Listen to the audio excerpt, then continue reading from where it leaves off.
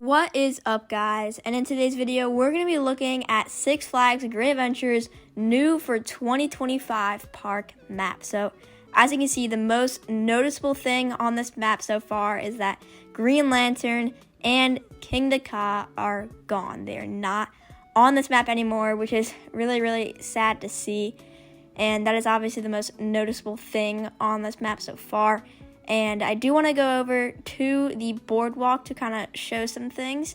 But before we do that, I actually just want to zoom in here. They actually left the battery sign and the lockers for Green Lantern. So it looks like they did not take that off the map, which I find pretty interesting. And as I'm looking this over, I can also see that they also forgot to take away part of Lantern's loop. So as you can see, there's the loop, and if we pan over it, but you can also see the lift hill that is also partially there. You can kind of just see the outline of it and kind of where it used to be. So looks like someone did this very, very fast and, didn't really take a lot of time on it.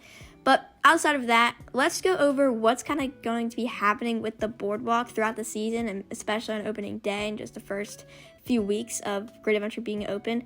So I think there's probably going to be like a kind of like a fence. If you see in Hollywood Park, kind of go right through the boardwalk and have it so you can only get to Superman and the Car Raceway and Slingshot. So, and that is obviously because Twister's gone and Lantern's gone. So there's really nothing on the right side of the park, because it's left on this where we're looking at right now, but when you're actually in the park, it's on the right side that Lantern and Twister are gone. So that's what I think is going to happen. That, like I said, they're going to put a huge wall there, kind of like they did with Hollywood Park, and so you can only get to Superman. But outside of the boardwalk, let's pan over to where Ka was, so we can see that the Golden Kingdom is actually still here. We can see that the pathway to Zumanjaro is also still here, and nothing's left of Ka. So there's no sign of Ka, but there is a sign of the Golden Kingdom. And we can also see the locker building right here, and the sign for Ka is still here, and of course all the tables and stuff.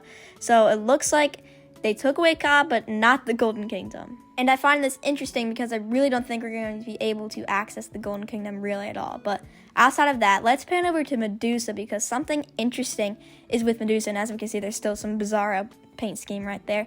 But if we go over to Medusa's train here, there's actually an onboard audio box in the back row. So when Medusa used to have onboard audio when it was Bizarro and have 2 seats in the back instead of 4. So as we can see here, it is still here, which I find kind of interesting because Medusa hasn't had an onboard audio for a while now, because it's been Medusa since 2022. So I find that a little interesting because that wasn't in last year's map. That was mostly in 2023's map. So I find that kind of interesting. But a coaster that does have onboard audio is Flash. And here is Flash looking great as always. They definitely detailed Flash a lot better in this map, I think. But one interesting thing that I see here is that they have another length of track right here coming out of the station, which I find kind of interesting, because when you're riding Flash, yeah, it kind of looks like it's going that way. It's supposed to go that way, but it's not, because that's not how Flash's layout works.